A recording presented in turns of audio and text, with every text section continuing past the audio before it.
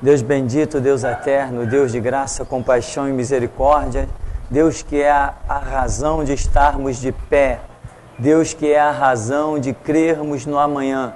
Nós te glorificamos nesta hora bendita, Senhor, porque aqui não viemos em busca de ouro nem de prata.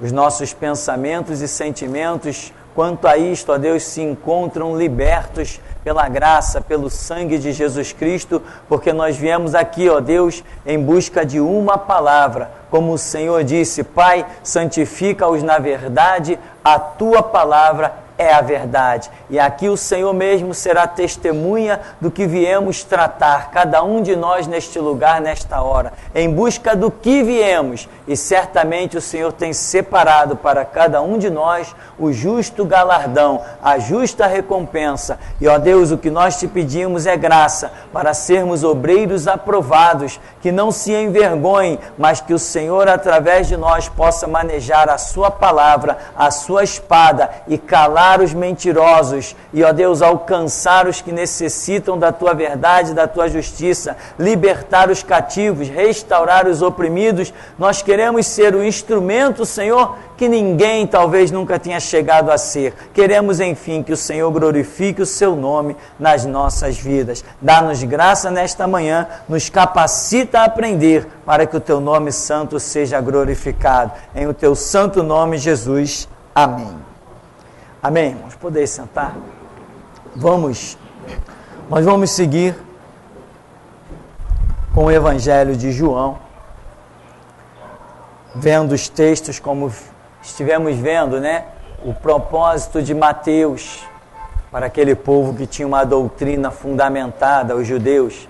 Vimos o propósito de Marcos e Lucas, um show de milagres. Marcos e Lucas revelam um show, um verdadeiro show de milagres. Por quê?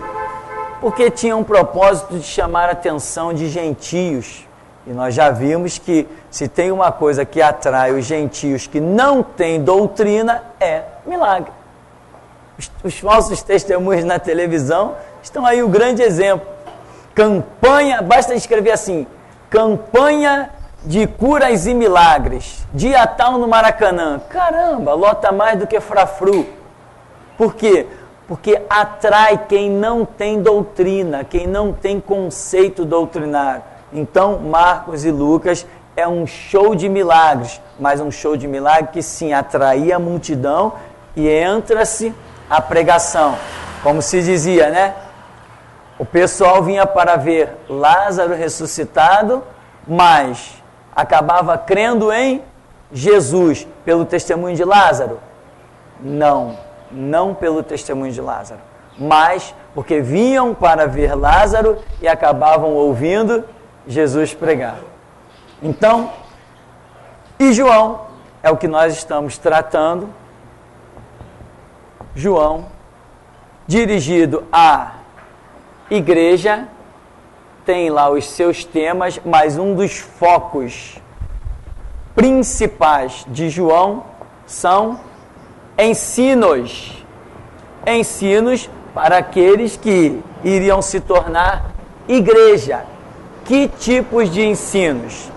Ensinos que são regras para uma igreja como organização, né? Condutas dentro do templo, nós vemos isso em João. Uma igreja tem que ter regras.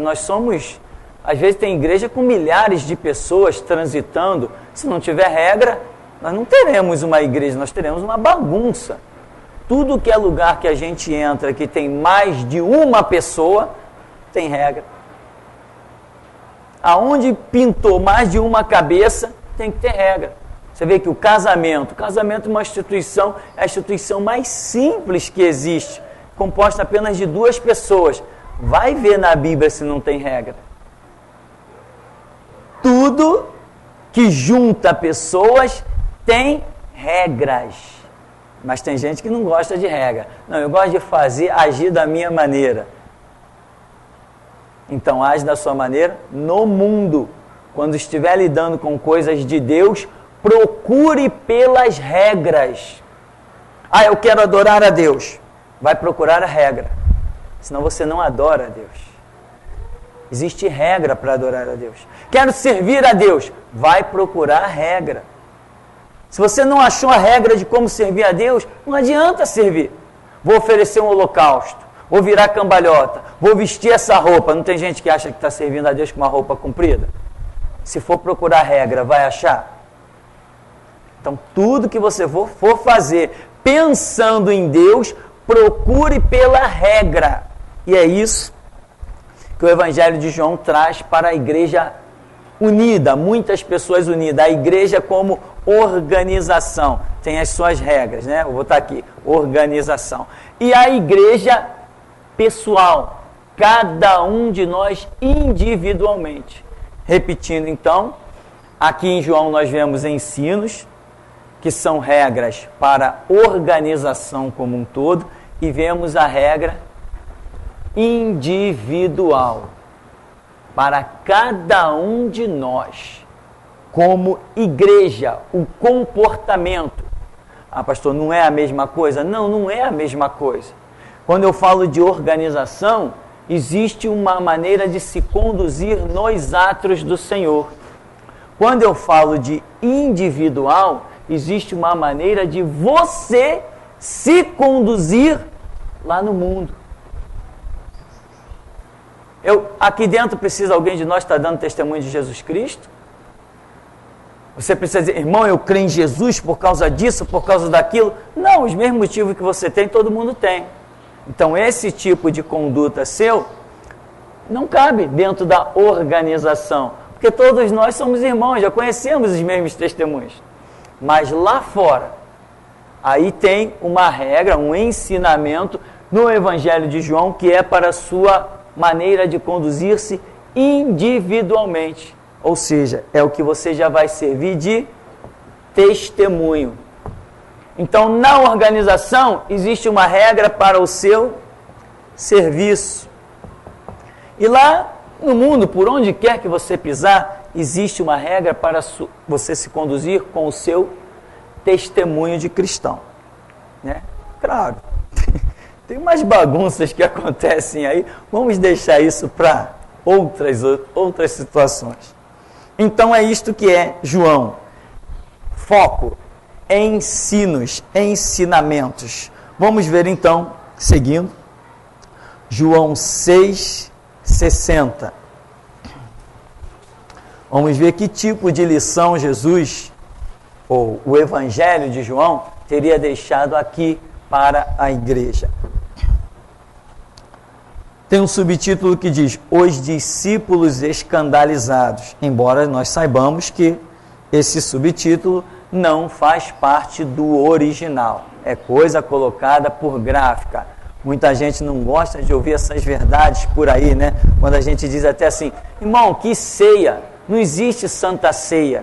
Aí o camarada abre a Bíblia e diz assim, está aqui escrito, ó, a Santa Ceia do Senhor. Fazer o quê? Está escrito mesmo, mas não é a verdade. Aí você dizer que alguma coisa que está nesse livro que nós chamamos de Palavra de Deus, você dizer que não é a verdade, escandaliza ou não escandaliza? Claro que escandaliza.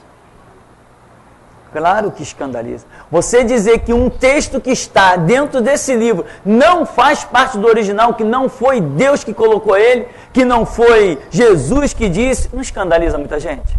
Escandaliza. Mas o povo perece por falta de quê? Conhecimento. Então vamos em frente. Um dia Jeová baterá o martelo, amém? Então, João 6,60. Muitos dos seus discípulos, tendo ouvido tais palavras, disseram, duro é este discurso, quem o pode ouvir?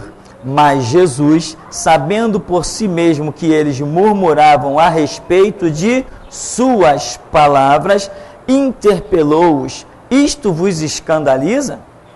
Que será, pois, se virdes o Filho do Homem subir para o lugar onde primeiro estava? O Espírito é o que vivifica, a carne para nada aproveita. As palavras que eu vos tenho dito são Espírito e são vida.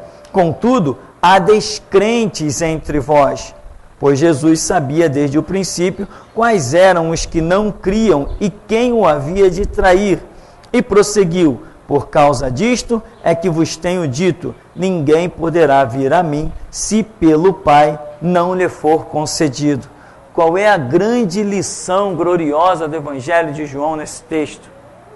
A lição que tem coisas que Jesus vai falar e que em primeira mão nós não vamos compreender. Aí esses que não compreenderam, o que eles fizeram? Não, esse discurso é muito duro. Eu não quero saber disso não. Eu tenho outros planos para a minha vida. Isso aí não é a palavra de Deus, não. Esse cara não é o Messias como eu pensava, não. O que ele está falando? Aquele que não comer da minha carne, que não beber do meu sangue, não tem parte comigo? E dura esse discurso, eu não quero saber desse negócio, não. E quantos já não pisaram até aqui nesse ministério? Fala, não, isso aí não é pregação do Evangelho, não. Esse pastor é maluco. Esse cara vive falando mal das igrejas. Eu nunca vi um negócio desse. É mesmo? Nunca viu? Aproveite para ver. Sou o primeiro homem com coragem na face da terra de meter o dedo na cara das organizações chamadas povo de Deus. E daí? Eles não têm Deus? Por que o Deus deles não me mata? Se está escrito tantas coisas, se eles são os crentes santos. Então o que acontece? A lição: ouvir coisas que achamos não ser perfeitas, não ser boas, coisas duras, coisas inaceitáveis. Desliga, por favor. Coisas inaceitáveis é o que nós temos ouvido, é o que Jesus pregou. Coisas inaceitáveis. Qual era a conduta? Peraí, não, peraí, eu vi os sinais, eu estava seguindo esse Galileu aí desde não sei aonde, agora ele está falando uma coisa que está me ofendendo, ele está falando uma coisa que é muito dura, ele está falando alguma coisa que eu não acredito, ele está falando, não, peraí, eu vou orar, eu conheço um Deus que responde a oração. Se fosse orar, teria resposta, e entenderia que o discurso duro era para ser seguido e praticado. Mas não, a pessoa julgou com os seus próprios critérios. Dura este discurso? Quem pode ouvir um negócio desse aí? Dá licença, eu tenho mais o que fazer. Isso é uma lição poderosa. Para mim sempre foi. Eu sempre estive pronto a ouvir o que Abraão ouviu. Abraão, sobe o Monte Moriá e vai matar teu filho lá, esquarteja ele para mim. Abraão poderia dizer assim, que isso? Agora eu sei que as vozes que eu sempre ouvi é do diabo, dá licença, eu tenho mais o que fazer. Amém, irmão? Muita gente não vai aceitar a voz da restauração porque não é propício a ser aluno. Não tem humildade de dizer, caramba, o cara é maluco, mas peraí, vamos ver se a loucura dele tem fundamento. Jesus, me fala aí. Não, ele é maluco e ponto final, dá licença, eu tenho mais o que fazer. Isso aqui é uma lição tremenda, irmão. Isso é uma lição poderosíssima. As pessoas rejeitam a verdade porque a verdade lhes é dura. E os discípulos depois foram embora. Aqueles já tinham uma experiência tremenda. E quando Jesus vira para eles, né? Outra coisa que eu aprendo aqui, seguindo no verso 66, diz assim, à vista disto, muitos dos seus discípulos o abandonaram e já não andavam com ele. Imagina, abandonaram Jesus, olha o que eles perderam. Hoje nós sabemos o que eles perderam. Então perguntou Jesus aos 12, porventura quereis também vós outros retirar-vos? Respondeu-lhe Simão Pedro, Senhor, para quem iremos? Tu tens as palavras da vida eterna, e nós temos crido e conhecido que tu és o Santo de Deus. Replicou-lhe Jesus, não vos escolhi eu em número de 12? Contudo, um de vós é diabo. Referia-se ele a Judas, filho de Simão Iscariotes, porque era quem estava para traí-lo, sendo um dos 12. Então, olha a lição. Jesus não poupa palavras. Tem muita gente que está acostumada com o evangelho de Jesus passando sempre a mão na cabeça. Um Jesus sempre pegando nos braços. Meu irmão, esquece esse negócio. Jesus trata conosco no prumo da justiça. É misericórdia? É compaixão? Mas é justiça. Ele tanto passa a mão na cabeça como saca do chicote e da espada. Senão não teria justiça, só teria bondade. Nós não servimos um Deus de justiça, servimos um Deus que é bom, porque Ele só faz bondade, bondade, bondade. Ah, é bondade? E Sodoma e Gomorra? Cadê a bondade? Não entrou justiça? Ah, mas entrou bondade na vida de Ló. Então não queira transformar o teu Deus em atitudes unilaterais. Não, Ele é completo. Jesus vê que uma multidão, como a Bíblia diz, foi embora. Ele vira para os 12, só ficaram os 12. Vocês também querem ir? Aí, ó, aproveita a poeira do rastro da multidão. Pode ir. Pedro, como sempre, aquele que sempre tomou decisão, enquanto os outros se calavam, Pedro, parece que Pedro tinha uma língua elétrica, né? Você vê o tempo todo Pedro fazendo alguma coisa, falando, sacando da espada. Não é à toa que também ele acabou se transformando no principal líder de toda a igreja então fundada na época. Pedro, não, peraí, nós já conhecemos o bastante.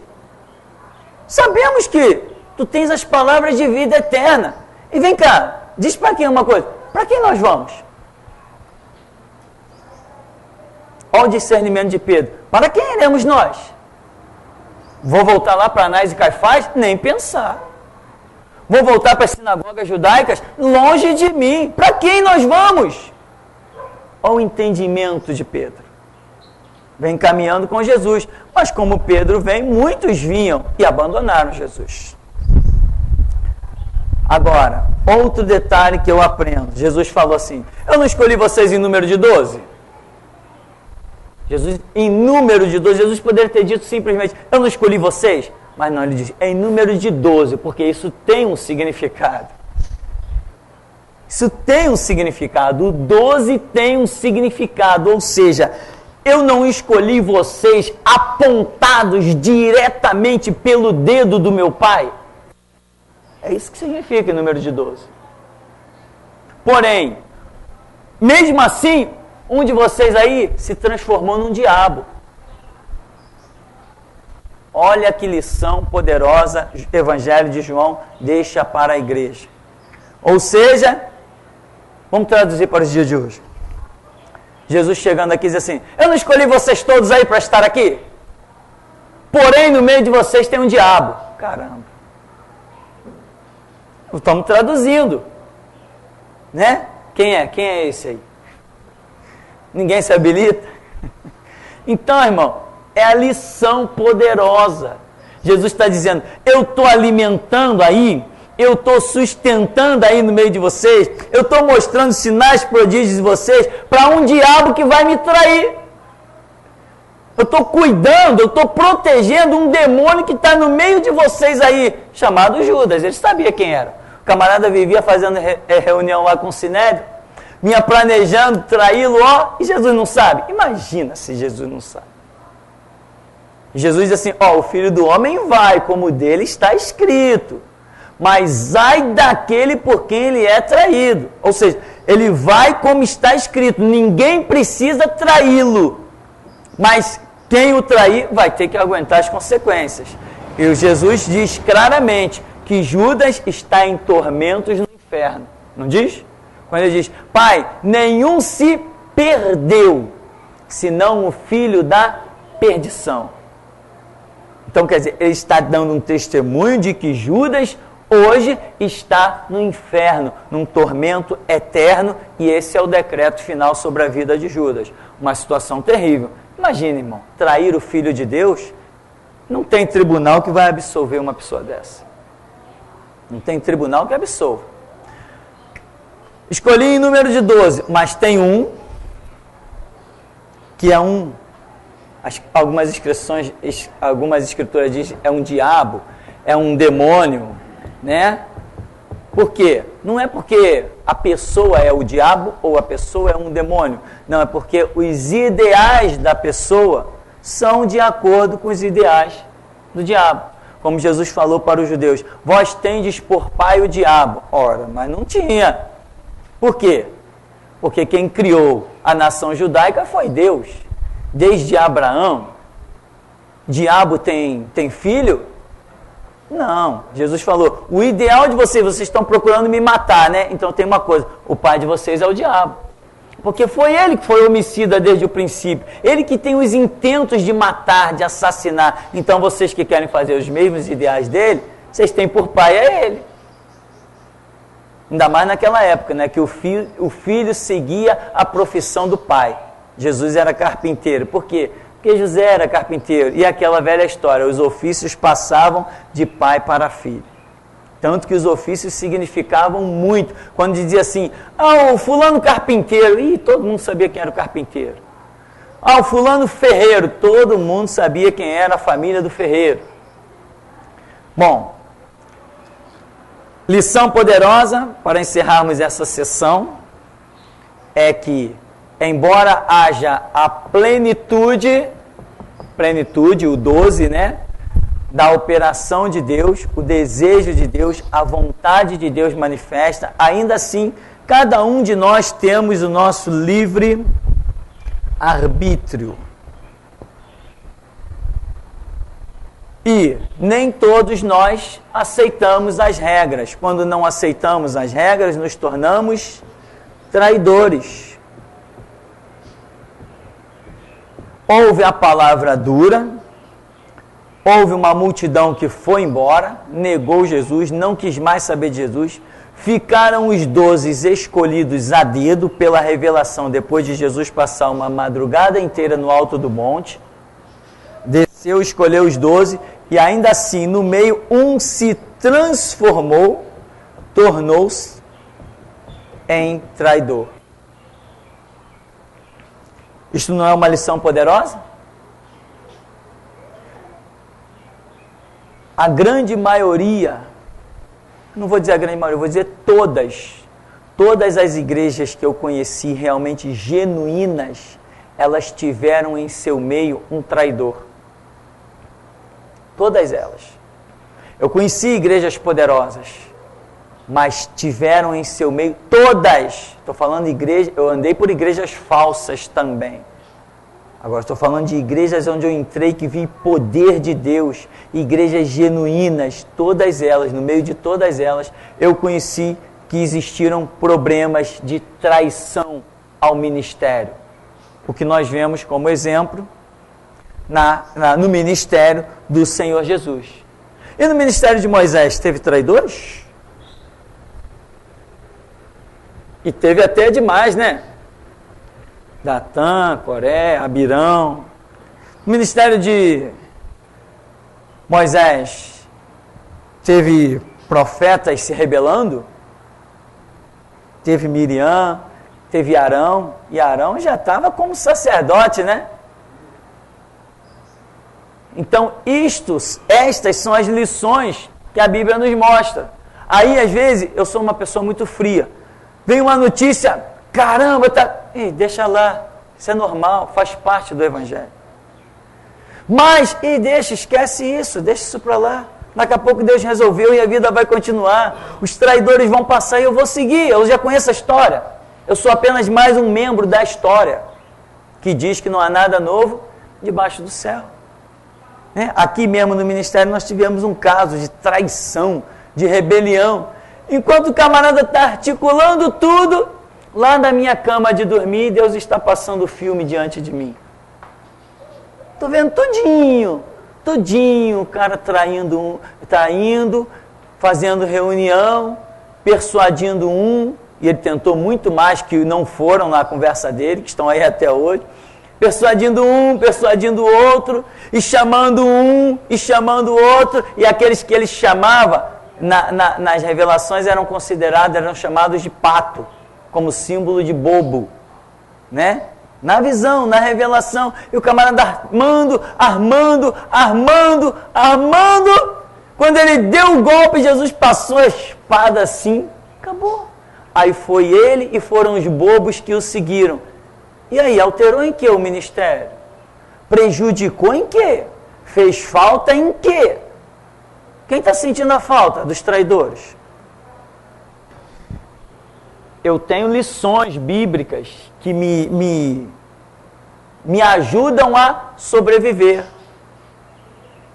Eu conheci um caso de um pastor em Minas Gerais, que ele apoiou uma pessoa, e a pessoa estava lá no meio, de repente fez a maior rebelião contra ele e contra a esposa dele.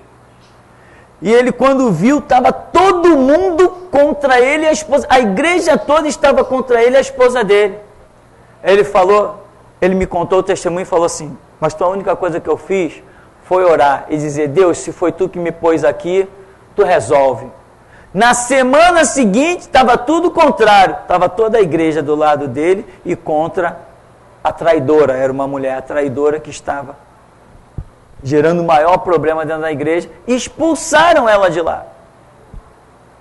Então, meu irmão, um dia você vai estar no ministério, você vai estar dirigindo alguma coisa, vai estar coordenando alguma coisa. Quando você souber que tem alguém com um punhal apontado pelas tuas costas, não desvie o foco da obra que Deus te deu para dar atenção a traidor. Você nunca viu Jesus chamando Judas num canto para conversar. Amém? Está entendendo? Jesus tinha uma missão. Deus deu uma missão para Jesus. Ele tinha um objetivo. Dentro dos objetivos que Deus deu a Jesus Cristo, não estava o preocupar-se com traidor. Dar atenção a traidor. Perder tempo com o traidor. Não estava esse objetivo. Então amanhã, se você tem um ministério, com certeza absoluta, é regra bíblica, pelo menos no que eu penso, vai passar um traidor. Vai passar um traidor pelo teu ministério. Pelo menos um vai passar. É regra. Você não tem que se preocupar com o traidor. Você tem que continuar se preocupando com os objetivos que Deus colocou nas suas mãos. Deu para entender? Esse é o tipo de lição que você não vai ouvir mais em lugar nenhum na face do planeta. Ninguém vai repetir isso para você depois. A lição está aqui, está agora. Você aproveita ela, guarda, né? Porque isso faz parte dos ensinos do Evangelho de Jesus Cristo. Temos alguma pergunta? Não? Então nós vamos seguir. No capítulo 7, no verso 30.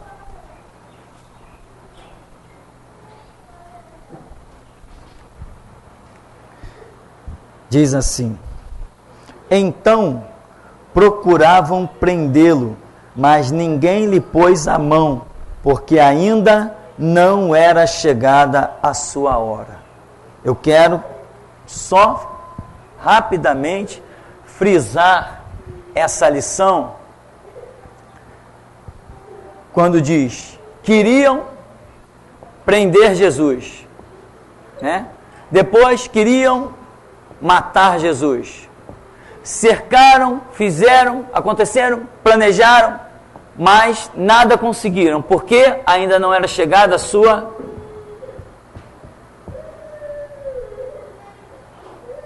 Nós temos aprendido que ninguém frustra os planos de Deus. Se Deus traçou um plano na vida, através da vida e da vinda de Jesus Cristo, esse plano ia se cumprir. Porque Deus é poderoso para operar além do que pedimos ou pensamos. E se Deus traçar um plano na minha vida, a semelhança de Cristo, ninguém impedirá. Ninguém impedirá. Enquanto eu andar com Jesus, andar na palavra, ninguém impede o projeto de Deus na minha vida. ninguém atravanca, e aí é aquilo que eu digo, nem polícia, nem exército, nem marinha, nem aeronáutica, nem as constituições, nem o exército vermelho, nem o traficante, ninguém, não interessa a força que tenha, ninguém frustra o plano de Deus. E se tem um plano dele na minha vida, ninguém frustra. E a Escritura, se você observar principalmente o Evangelho de João, vai estar repleta de frases desse tipo. Ainda não era a sua hora, então não puderam prendê-lo. Ainda não era a sua hora, não conseguiram matá-lo. Ainda não era a sua hora, não conseguiram apedrejá-lo. Isso vai ser fato marcante nos Evangelhos. Que as coisas não aconteceram, vamos assim dizer, entre aspas, de mal sobre Jesus, porque ainda não era chegada a sua hora. O que eu aprendo? Deus preparou a hora exata para tudo que vai acontecer sobre as nossas vidas. Deus preparou o momento certo para tudo que vai acontecer sobre as nossas vidas. Então, se você está caminhando com Deus, deixa o mundo se explodir, vai fazendo a sua parte, e aquilo que Deus planejou sobre você só vai acontecer quando? Na hora certa. Ou seja, que hora que você vai morrer? Na hora certa. E se alguém tentar te matar antes dessa hora, hein? Planos frustrados, porque ninguém impede a sua vida. E tem gente, quando eu prego assim, irmão, acidente é para o mundo, isso não faz parte da minha vida, eu não sofro acidente. Que isso, esse cara é doido, todo mundo está sujeito a um acidentezinho, eu não estou. Mas pastor, tu é maluco? Tá bom, eu sou maluco, eu tenho muita fé e conhecimento. Se Deus tem um plano na minha vida, e olha que eu já andei com carro nessa Avenida Brasil, carro velho, né? Agora tem um carrinho bom, 96 e tal, muito bom, bênção de Deus, mas eu já tive carro velho, irmão, carro velho mesmo, carro que você puxava a direção para a esquerda, estava a escada dele para a direita, coisa desse tipo, sabe? E quantas vezes eu chegava dentro da igreja, depois de passar por situações, e Deus falou assim, hoje eu te livrei lá na Brasil. Eu sabia exatamente aonde Deus tinha livrado. Uma vez veio 2 caminhões, e cá entre nós no começo eu dirigia mal pra caramba. Hoje eu até me considero um bom motorista, mais prudente, olho nos 3 espelhos rapidamente. Graças a Deus, eu acho que é bênção de Deus mesmo. Hoje eu me considero até um bom motorista. Veio 2 caminhões assim, e eu fiquei na pista do meio. E olhando aquelas coisas horríveis assim, juntando, eu falei, caramba, frear nem pensei, a minha cabeça ali ficou em êxtase. Falei, é agora. Já estava vendo um acidente na frente. De repente os caminhões abriram assim. Cheguei na igreja, eu estava vindo para a igreja. Quando eu cheguei na igreja, estou sentadinho. Aí Deus fala assim, hoje eu te livrei da morte, lá no Brasil. Tem gente que não acredita que Deus fala. Tudo bem, cada um segue o seu caminho. Eu não posso dizer que não acredito, porque eu sei que Ele fala. Agora, uma vez eu estava, já contei esse testemunho, eu estava aqui na porta. Ali na frente era um terreno baldio, um menino jogou um pedaço daquele tijolo maciço, eu estava com a mão em cima de um carro, e com a cabeça baixa, e a capota do carro aqui na minha frente, e eu com a cabeça baixa. Não sei que jeito, mas o pedaço de tijolo maciço, era cerca de 1/3 desses tijolos maciços, ele passou por cima da capota do carro, passou na frente da minha testa e passou entre as minhas pernas. Como que aquele tijolo achou aquele caminho? Só pela mão de Deus. Se aquilo bate no centro da minha cabeça, meu irmão, tinha causado um estrago. Mas a mão de Deus é poderosa. Fora da hora e dos projetos de Deus, sobre a vida da igreja, nada acontece, porque as portas do inferno não prevalecem contra a igreja do Deus vivo. Eu sou esse camarada assim, meio folgado, meio louco, né? Dizem que de médico e de louco todos nós temos um pouco. Eu acho que eu tenho mais do que deveria ter, mas eu não duvido do poder de Deus. Quem é Deus para mim? Deus é o camarada que anda comigo, é o meu amigo. É o meu amigo que não precisa de exército, ele só derrota todos os exércitos, não pode sofrer o mal. E ele tem um plano na minha vida, ele chegou para mim e falou assim, eu tenho um plano contigo, é esse, esse, esse. Então, enquanto aquele plano não se consumar, irmão, podem botar arma na minha cabeça, algemas nos meus pés, nas minhas mãos, pode me trancar dentro das cadeias, das grades, porque o plano vai se cumprir.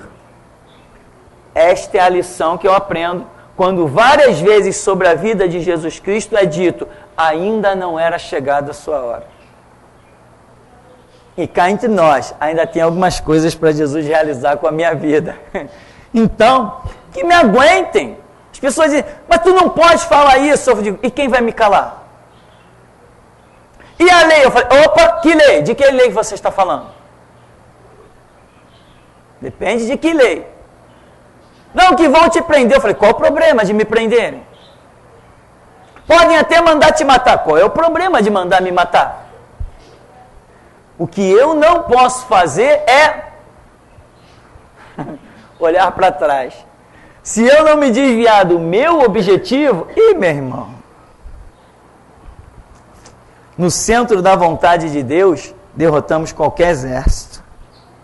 Então esse versículozinho miudinho aí, que diz não era chegada a sua hora, isso para mim se constitui uma lição poderosa para a igreja. Ou seja, podem combater a igreja, pode vir lei para calar a igreja, pode vir a lei do acústico, né? A lei de proibido distribuir folheto, a lei de proibido distribuir mídia, proibido colocar trabalhos na internet, proibido trabalhos evangélicos na televisão, proibido trabalhos evangélicos no rádio. Pode fazer a palhaçada que for, nós continuaremos no nosso objetivo. Eles dizem, não pode, Jesus vai dizer, vai, faz. Nós vamos e faremos. Nós faremos. Isto é a igreja. Quem segue a ordem de Jesus Cristo é a igreja. Quem se cala diante da lei, né? Que nem os batistas. Os batistas sumiram com as suas atividades. Por quê? Porque agora é proibido, tudo é proibido. Não pode pregar no trem, não pode distribuir literatura não sei aonde, não pode distribuir trabalho evangélico não sei aonde. Estão querendo proibir até dentro dos hospitais. Só não proibiram dentro dos hospitais, por quê? Porque os evangélicos que vão lá nos hospitais acabam se constituindo em uma visita extra, em um ânimo maior para doentes que nem visita não recebem. Só por isso. Não proibiram os evangélicos de entrar nos presídios, pelo simples fato de que nos presídios aonde os evangélicos estão entrando, os presos são mais pacíficos. Isso aí já foi notório. Só por isso. Senão, meu irmão, nós não poderíamos fazer absolutamente nada. Mas cá entre nós, tem gente que está se calando diante de todas essas coisas. Ainda no capítulo 7, no verso 44,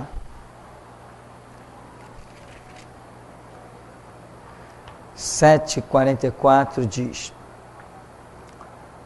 alguns dentre eles queriam prendê-lo, mas ninguém lhe pôs as mãos, né? Falando mais uma vez sobre Jesus. Seguindo, voltaram, pois, os guardas à presença dos principais sacerdotes e fariseus, e estes lhe perguntaram, por que não o trouxestes? Responderam eles, jamais alguém falou como este homem. Replicaram-lhes, pois, os fariseus, será que também vós fostes enganados?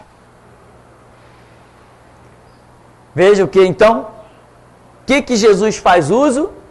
Como Jesus está vivendo? Foram lá guardas para o prendê-lo, já tinham tentado prendê-lo pela segunda vez, e aí nós lemos o texto aqui agora, não lhe colocaram as mãos porque ainda não era chegada a sua hora.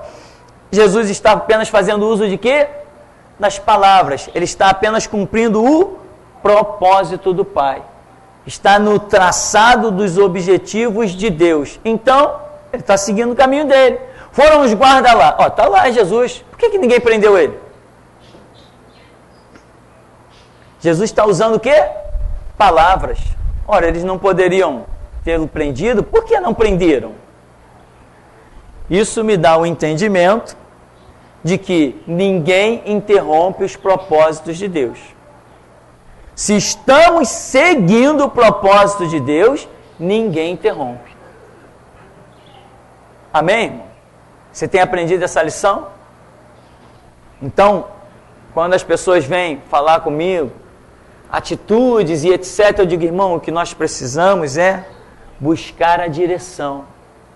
Porque eu sei que se Deus me revelar um caminho e eu estiver na direção, irmão, nada impede, nada atrapalha, nada obstrui, nada atravanca. Se eu estiver no propósito, no projeto de Deus, nada impede. Mas eu preciso conhecer o quê?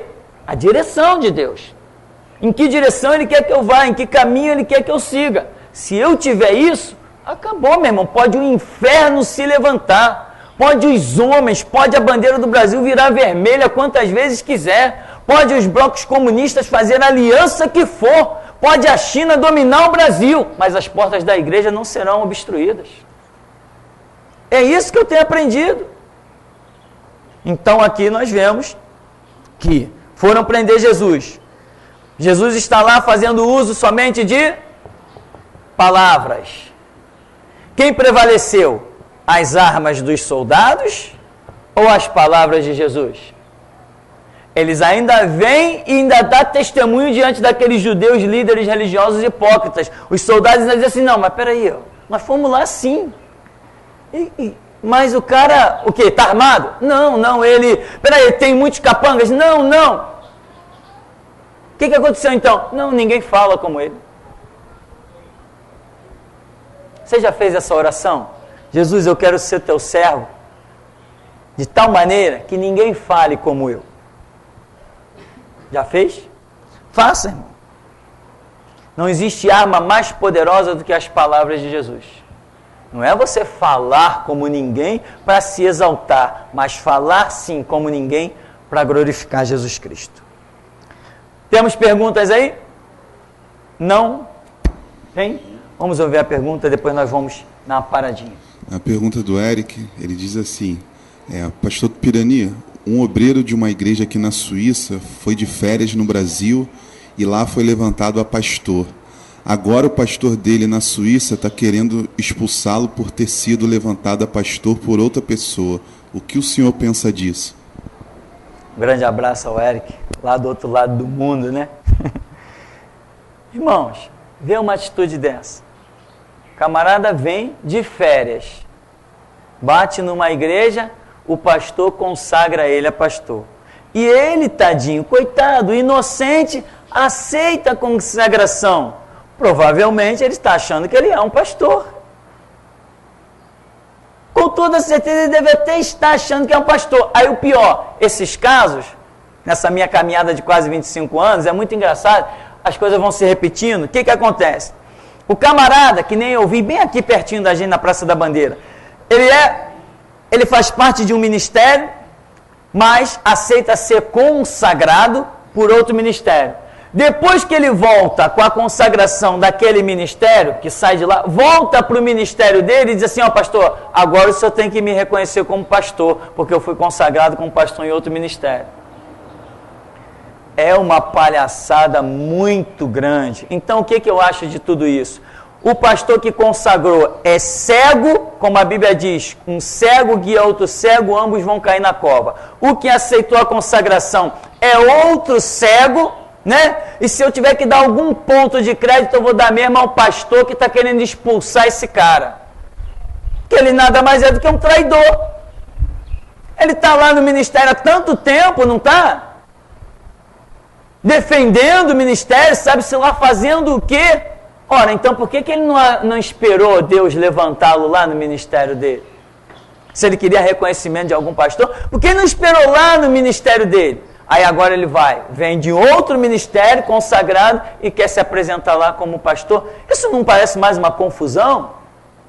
Eu acho sim que o outro pastor tem o direito de dizer, não, irmão, se você acha que você é um pastor que foi consagrado de outro ministério, Astela vista, segue seu caminho, volta lá para o ministério lá no Brasil e vai seguir o seu pastorado lá, porque aqui eu não te reconheço. Tchau.